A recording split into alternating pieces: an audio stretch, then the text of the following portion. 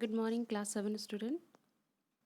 This is our second video of chapter 3 and we are learning the chapter element, compound and mixture. Okay, so we are learning element, compound and mixture.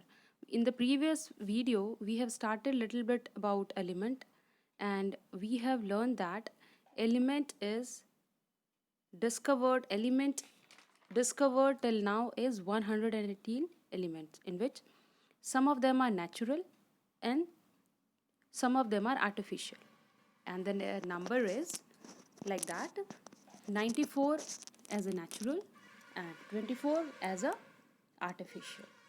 Okay, then we have learned little bit about element also in detail, so we will do again the element and then we will move further. So let's see in this video what we will cover. So here is the part I have written, the topic which we will discuss in this video.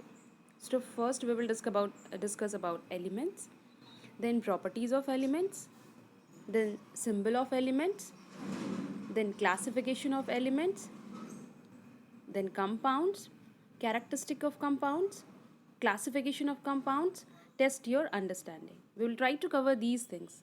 Okay, so let's see and start. We here is, you should also see the same page in which I am showing in the slide. Either you see in the screen or in the textbook. Okay, so what is an element? We have learned that element is a substance which we will break further. It cannot be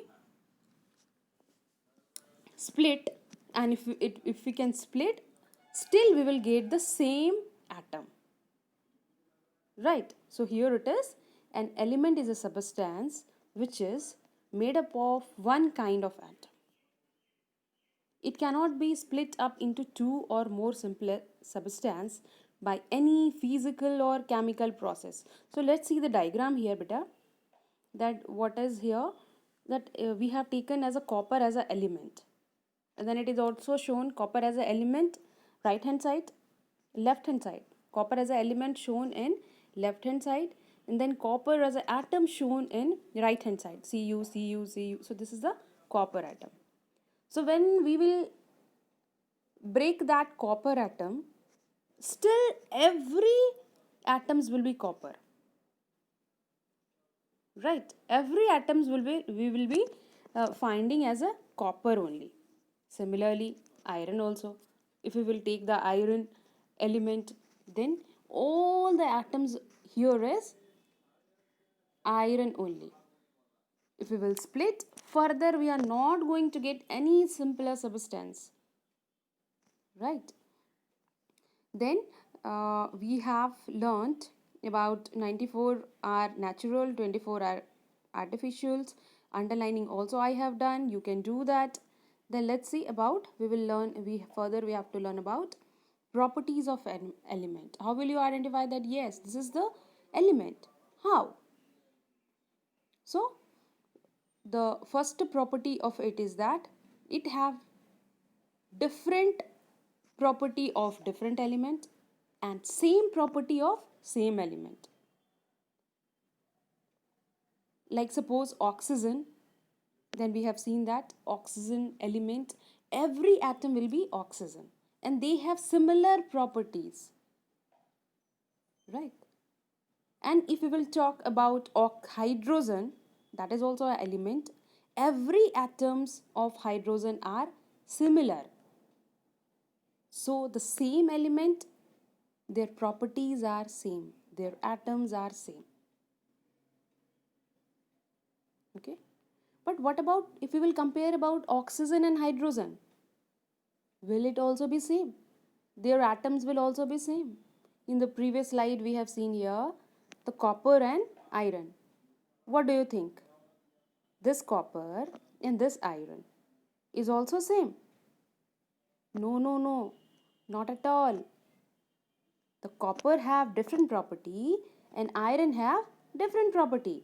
So this is the meaning of first point, that different element have different property because they are made up of different kinds, right?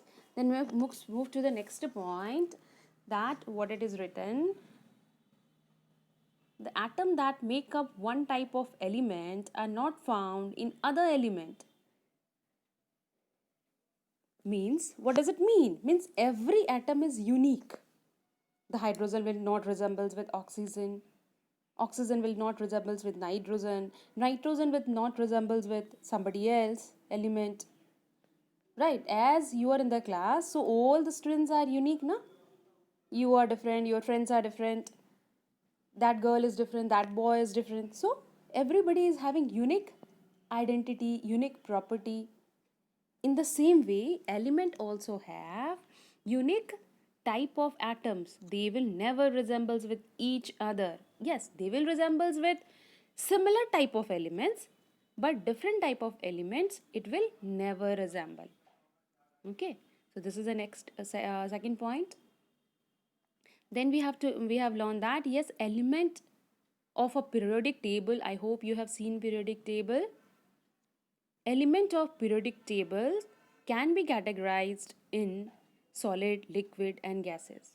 It means element exist in solid also state, liquid also state and gases also state. Okay, whereas solid are maximum, liquid are very few, and that gases are also limited, it's not much. Okay students, it's very easy. You go through it and you will understand. If any doubt, again you see the video. Now next point is symbols of an element. Symbols of an element we have learned in class 6 also. But maybe you have forgot. So small recap I am doing, which is given in your book. Right? So each element of that periodic table, each element of a periodic table have a particular symbols. We have 118 elements. So we have 118 symbols. Right? So how does it a symbol written? What is the process of writing? Can we make our own symbols, or it is given by the scientists which we have to follow? If their names has been given, then how their names has been given? So we will see in this symbols of an element, right?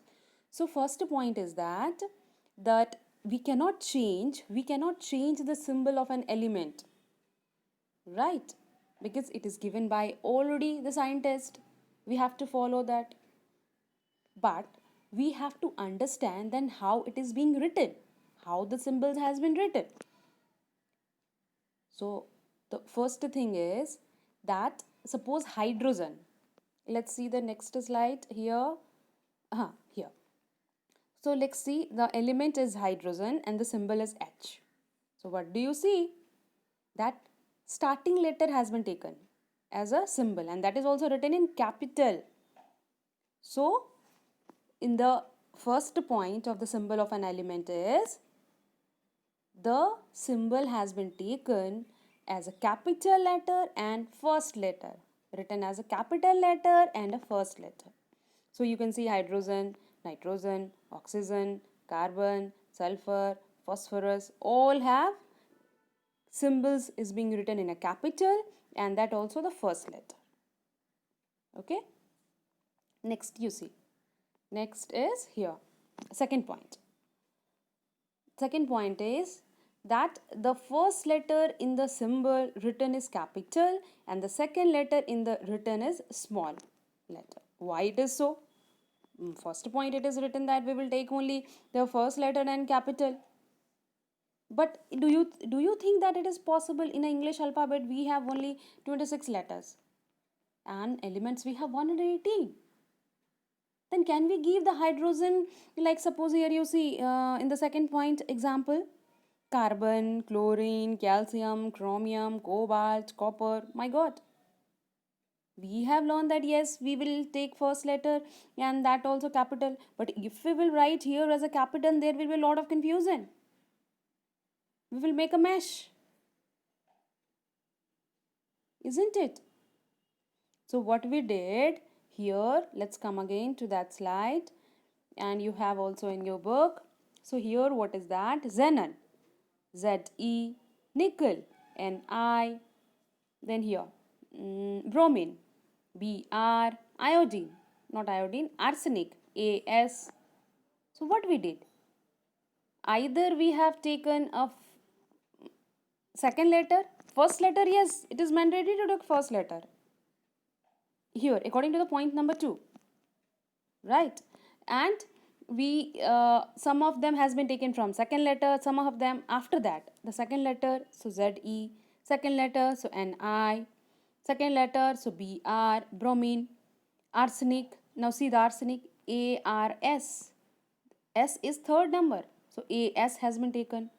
Then next you see platinum, Plat. The T is in the fourth number.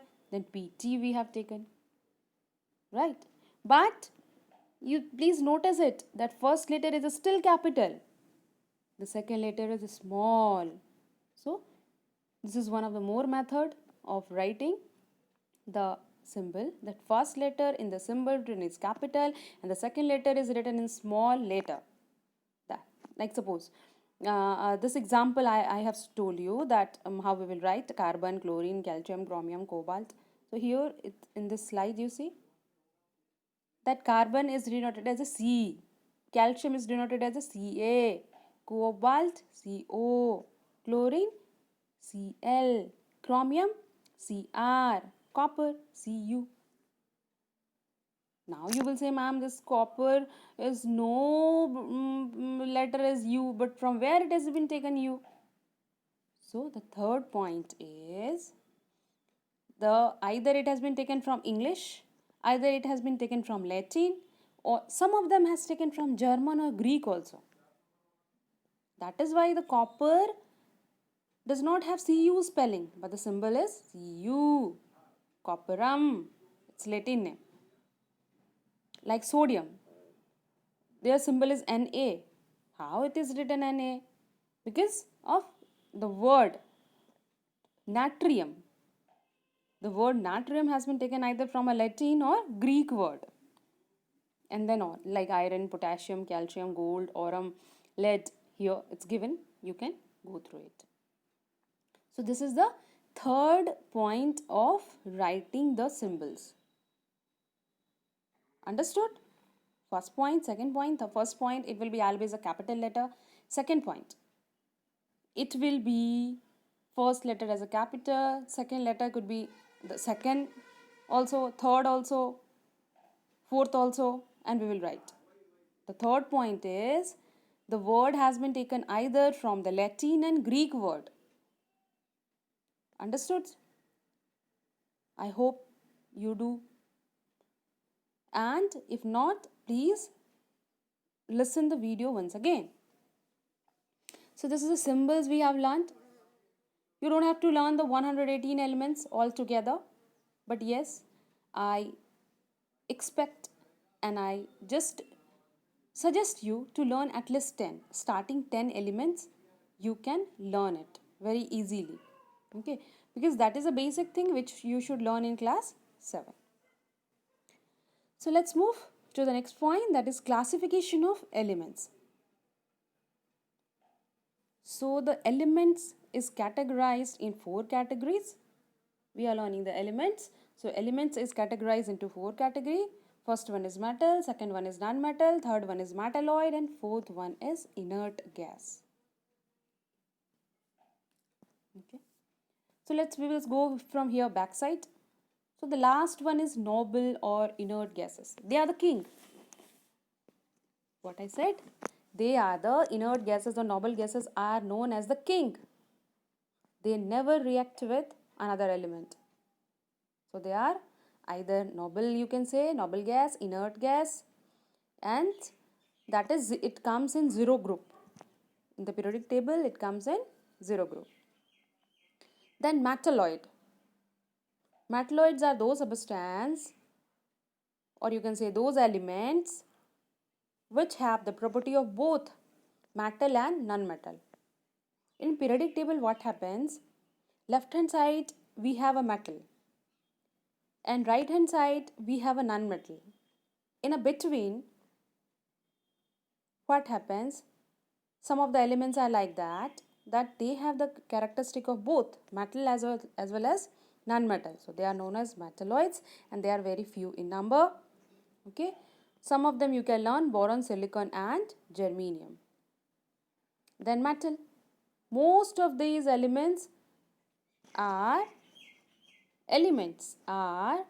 metal. Most of the elements in the periodic table are metal. Non-metal are also very very less. One more thing, student. Metal are either solid or liquid, but non-metals are both. Mat can be solid also, can be liquid also, can be gases also. Understood? So this is the elements could be categorized into metal, non-metal, metalloids and inert gas. Then next we see that compound. I am going little bit fast. If you have a problem with going with me, then again you see these video once again, because these all things we have covered in class 6 also. So we cannot waste our much time here. Okay, student. So let's come to the point. Next we have to study is compound. Now what is compound? Very very simple. That is, we have learned about elements. When two elements will combine, that means elements and elements will combine, then it will form a compound. Elements and elements will combine and they will form compound. Okay. And one more thing, that combination should always be in a fixed ratio. We cannot mix it in any ratio. That should always be in a fixed ratio. And the properties of, let's see here, the properties of compound are different from its constituent elements. So how it is so? Let's see. All of you drink the water. Obviously, nobody can say, no ma'am, I can't drink the water. I never drank water till now. Can you say? No, you can't say. Okay, so let's move. That water is made up of hydrogen and oxygen. The formula of water is here H2O. It is made up of hydrogen and oxygen. But if you see the properties of hydrogen as an element and oxygen as an element, then hydrogen burns. Hydrogen burns and oxygen helps in burning. They have different properties. Please understand it well. Hydrogen burn and oxygen help in burning. And when they combined in a fixed ratio, they form the water. How useful. Without water, we cannot live. Without food, we may live for 1 week. But without water, I don't think that I'm going to live for 1 week. I don't know about yours. Right? So, this is the thing. Next is compounds can be broken into constituent elements only through chemical process. So, elements in a element characteristics we have learned that elements cannot be further broken by any physical or chemical means. But here compound can be broken, and that process should only be chemical, not physical. It should be always be chemical process. Okay. Then next is, whenever the compounds are being formed, either heat will be released or evolved. Means energy involvement is there. Always when compounds are being formed, energy involvements are there. So energy will be either released or absorbed. Next, compounds are represented by chemical formula. So as elements have a symbol and we have learned that how symbols are written, in the similar way, compounds are also represented by chemical formula. Okay, so let's see. Water Water is a compound. Constituent elements are hydrogen and oxygen. Formula is H2O. Table salt. Constituents elements are sodium, chlorine, and formula is NaCl. Carbon dioxide, CO2. So please go through it. These are the formula and you have to obviously remember it. There is no shortcut methods because the formula cannot be made of your own. Right. Now one more thing that we don't have to read here, study here in a detail. That is a topic of next chapter or a next class, you can say even. So what is the classification of compound? We have learned that yes, elements cannot be further divided, but we have learned that classification of elements, that elements could be categorized into metal, non-metal, metalloids and inert gas. Similarly, compounds can also be categorized, and that is categorized in acid. You can see in the screen. First one is acid, the second one is bases, third one is salt. Now acid, bases and salt, that is a very broad topic. We cannot cover it in this video and you have to learn further. Okay student. Now the next thing is, see, test your understanding, write the answer. Elements and compounds are pure substance. Please go through it. I'm not going to waste your time over it. You can read it for yourself, because otherwise the video is going to be very, very long. This is the homework, right? So do it in your homework copy. Thank you student.